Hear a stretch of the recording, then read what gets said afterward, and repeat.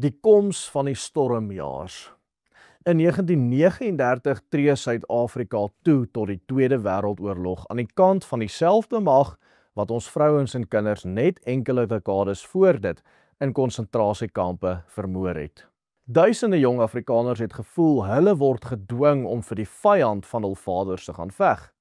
Uit daardie woede is die militêre vleuel van die Ossewaal brandwag gebore, die stormjaars.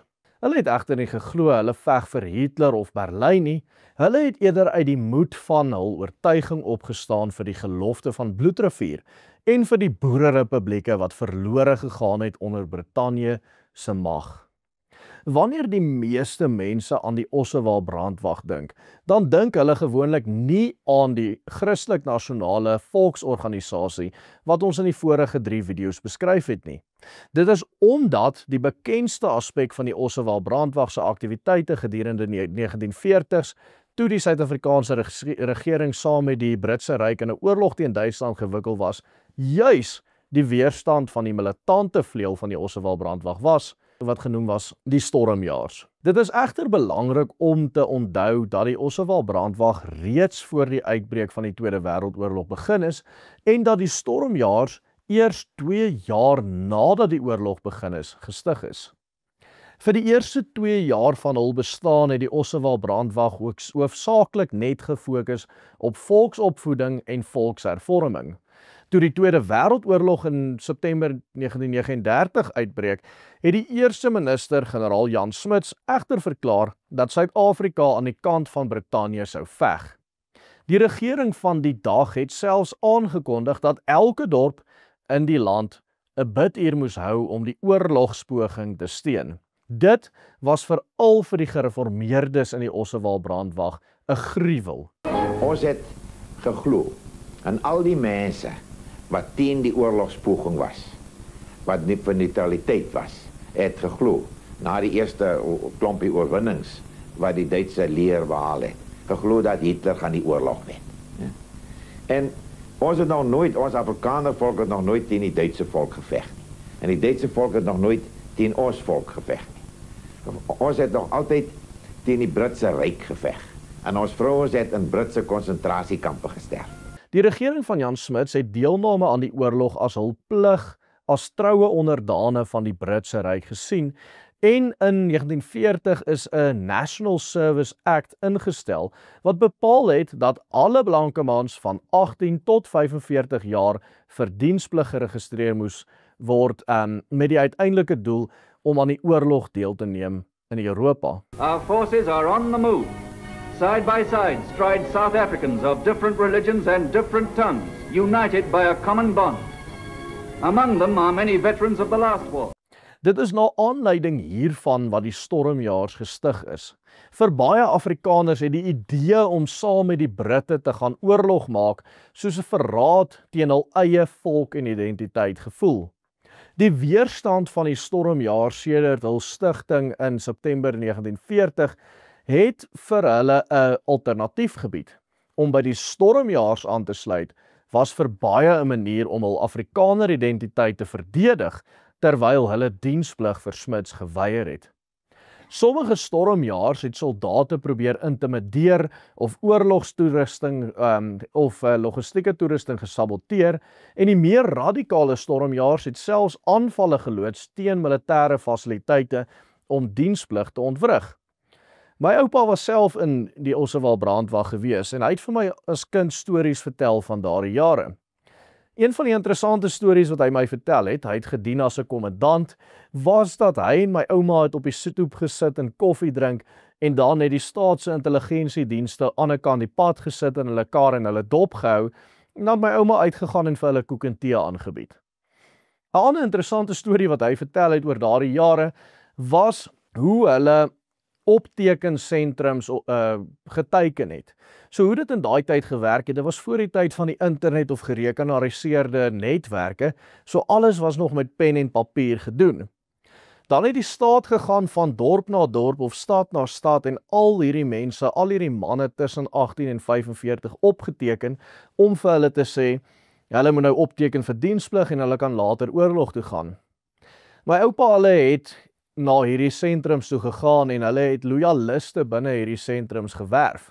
En dan in die aand, nadat al hierdie mense opgeteken is, sou iemand vir hulle die deur ooplos en hulle sou in die kantore ingaan en hulle sou al die leers met die mense se name opgevat het, gesteel het en gaan vernietig het, en dan's al die werk wat die staat gedoen het om soldate op te teken daarmee heen.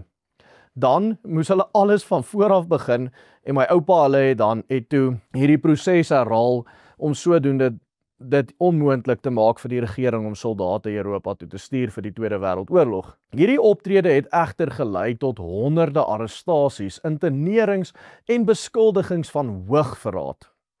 Alhoewel nie almal in die OB hierdie modus operandi gesteun het nie, het generaal Hans van Rensburg, die kommandant-generaals, die stormjaar se dissipline en struktuur verdedig as noodsaaklik vir volksweerbaarheid. As 'n soort geestelike en fisieke volksleer of weermag. Slegs ongeveer 8.000 van die 300.000 Ossewal brandwaglede het egter aangesluit by die stormjaars. Dominee Koot Foster, die latere moderator van die NG Kerk en die ouer broer van die latere eerste minister John Foster, was een van die prominentste Ossewal brandwagfigure wat nou met die stormjaar saamgewerk het. Toe Foster in Pretoria in die gevangenis was omdat hy spionasiewerk vir die Duitsers gedoen het, terwyl hy predikant was van die Tafelberg gemeente, was hy aktief betrokke by 'n ontsnappingspoging van 2 van die ter dood veroordeelde bomplanters binne in die stormjaars. Vir baie van hierdie jong Afrikaner stormjaars was dit nie soseer dat hulle Hitler of Berlyn wou ondersteun nie, hulle het geglo hulle veg vir Bloedrivier se eed, vir die boererepublieke wat verlore gegaan het en vir 'n volk wat weer vry moes word en moes opstaan van Britse heerskappy. Vir hulle was die oorlog van 1939 tot 1945 bloot die voortsetting van bloedvergieting van die Anglo-Boereoorlog. Maar vir Smuts en sy regering was dit wat die stormjaars gedoen het niks minder as terrorisme nie. Teen 1942 het honderde Ossewal brandwaglede, insluitende professor H.G. Stoker, wat dosent in filosofie in Potchefstroom was, in tronke en interneringskampe beland as gevolg van dit wat hulle gedoen het. Meeste sonder enige verhoor, ander na harde marteling. Die stormjaar se sabotasieveldtogte het egter 'n groot deel van die volk teen hulle laat draai en selfs baie van die meer gematigde Ossewal brandwagleiers het onder druk hulself meer en meer van die stormjaars probeer distansieer. Veral van die nazi-element wat daar wel onder 'n baie klein minderheid van die stormjaars teenwoordig was. Dit is egter belangrik om te onthou dat die Ossewal brandwag en selfs die oorgrote meerderheid van hul mees radikale vleuel, die stormjaars, nooit hulself as nasies gesien het nie. Ek het hierdie vraag self vir my oupa gevra en hy het vir my dit gesê. Reguit eerlik, in daardie tyd was hulle nie regtig nasies nie. Hulle het maar net geglo hulle veg vir die boerevolk. Hulle was bloot teen die oorlog en of 'n mens kan eintlik sê anti-oorlog en vir neutraliteit, om nie te gaan beklei nie. Hulle het geveg teen die liberalisme en die globalisme wat op daardie stadium die ideologiese dryfveer van die Suid-Afrikaanse regering van Jan Smuts was.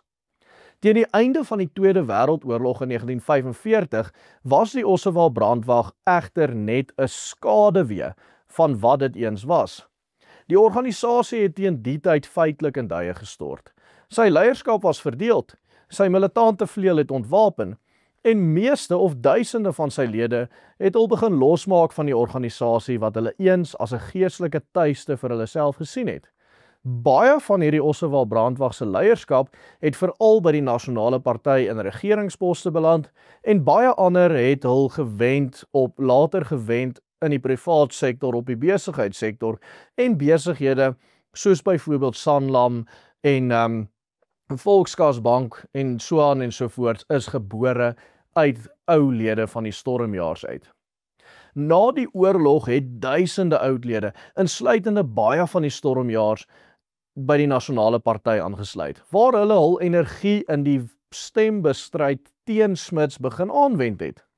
'n Oorblyfsel van die Ossewal brandwag het wel 'n alliansie gevorm met Klasie Havengas se Afrikaner Party, wat minder te vinde was vir die idee van integrasie met die Engelse as wat Malan se nasionaliste was. Havengas se Afrikaner Party het in die 1948 verkiesing ongeveer 4% van die stem gekry, wat genoeg was om saam met Malan, wat met 'n minderheid gewen het, met sy MP 'n koalisieregering te vorm. Teen 1951 het die Afrikaner Party met die NP saamgesmelt en gedurende daardie selfde tyd is die laaste oorblyfsels van die Ossewaal Brandwag ook finaal ontbind en geïntegreer by die Nasionale Party. En so het die verhaal van die Ossewaal Brandwag, een van die belangrikste en suksesvolste Christelik nasionale organisasies in ons volk se geskiedenis, finaal tot 'n einde gekom. En hiermee kom ons aan die einde van ons reeks oor die Ossewaal Brandwag. As jy nog nie die res gekyk het nie, gaan kyk gerus die eerste episode in ons reeks en volg dan die video's kronologies deur op hierdie skakel te klik wat op die skerm verskyn. En maak ons hande sterk deur 'n betaalde lid van die Willem Petse groep te word. Slegs deur u ondersteuning kan ons mense se harte in vandag se tyd verander. Volg net die stappe op die banner onder my op die skerm. Totsiens en God seën elkeen van u.